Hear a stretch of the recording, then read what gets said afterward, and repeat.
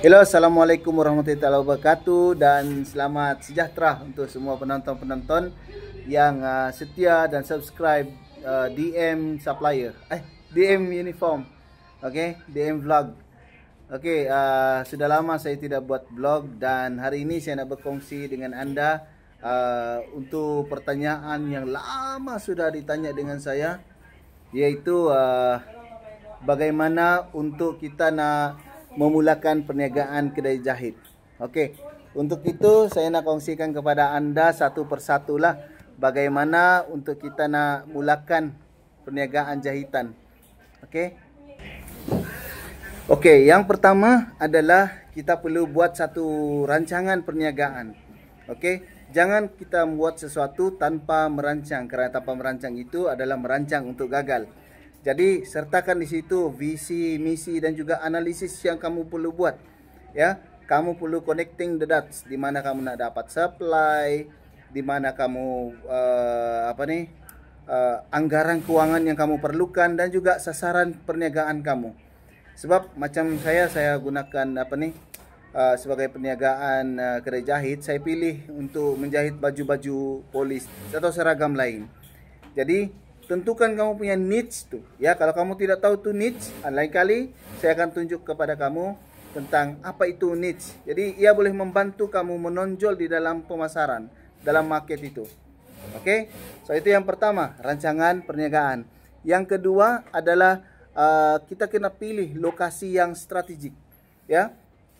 Pastikan lokasi kita tu sesuai dengan keperluan, dengan produk yang kita berikan ataupun tawarkan. Macam kedai jahit, kita pilihlah mana-mana tempat yang dekat, terutama macam saya pilih baju-baju polis, jadi dekat dengan pejabat polis ataupun pegawai-pegawai kerajaan. Jadi kalau macam kamu suka yang nak ada alteration kah ataupun baju kurung kah, jadi letakkan perniagaan kamu berdekatan dengan kawasan-kawasan yang banyak betul rumah atau kawasan perumahan di mana lebih mudah untuk mereka datang. Itu contoh dia lah. So kena pilih lokasi yang baik, dan juga pastikan sewa beli untuk lokasi itu sangat rendah. Kita kena tahu bagaimana kita nak estimate pendapatan kita. Jadi rancangan keuangan tu sangat perlulah di dalam kita memilih lokasi tersebut. Yang ketiga adalah kita perlulah ada peralatan yang sesuai dan lengkap. Contohlah macam kita perlu, saya punya kamera ni dia mati kalau dalam beberapa ini tidak ditekan, dia mati sendiri. So macam ni kita perlulah tahu kalau peralatan itu sesuai dengan perniagaan kita. Macam saya boleh mulakan dengan mesin jahit saja dan juga setrika. Kain dan bahan tu tak perlu, sebab kadang-kadang pelanggan ni dia depositkan, dia bayar deposit, so ataupun dia bawa kain sendiri. Kita dibayar dengan perkhidmatan atau skill yang kita ada. So itu benda yang kita perlu tahu. Yang ketiga lah. Yang keempat adalah kita perlu daftarkan perniagaan kita.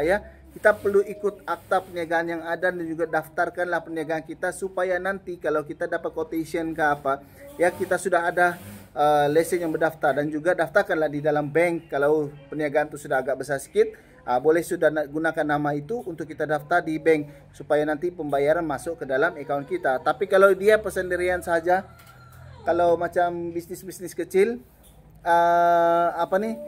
tak perlu. Tapi kita kan nak ada visi yang besar, jadi kita perlu daftarkan daripada awal tu, orang kena kenal jenama ataupun nama kedai kita. So yang kelima adalah kita perlu mempromosikan.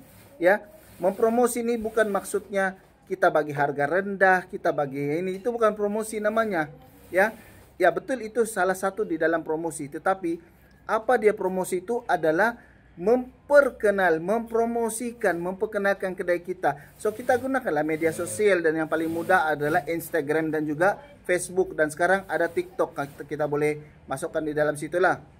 Kemudian kita boleh berkolaborasi dengan peniaga-peniaga tempatan. Macam contohlah untuk mempromosikan kedai jahit kita, contohlah kita berkolaborasi dengan ahli sukan, ataupun kalau perkhidmatan kita macam baju-baju kurung, kita boleh promosikan dengan bersama-sama dengan butik ya. Jadi orang boleh kenal butik dan dihasilkan oleh macam contoh lah begitulah. Oke. So yang keenam adalah tawarkan perkhidmatan pelanggan yang hebat. Oke. Macam saya di sini adalah cara saya untuk memberikan khidmat yang baik. Apa yang penting adalah pelanggan itu dia dapat rasa kita punya concern ya.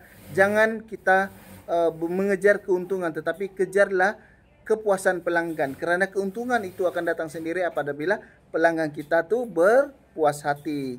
Dan yang ketujuh adalah kita bina hubungan dengan pelanggan. Kita boleh tawarkan sama dorang, sama ada tawarkan keahlian ataupun kita simpan rekod. Macam saya ada sistem yang saya gunakan. Kalau kamu nak tahu tentang sistem tersebut, tekan komen di bawah nak sistem tersebut.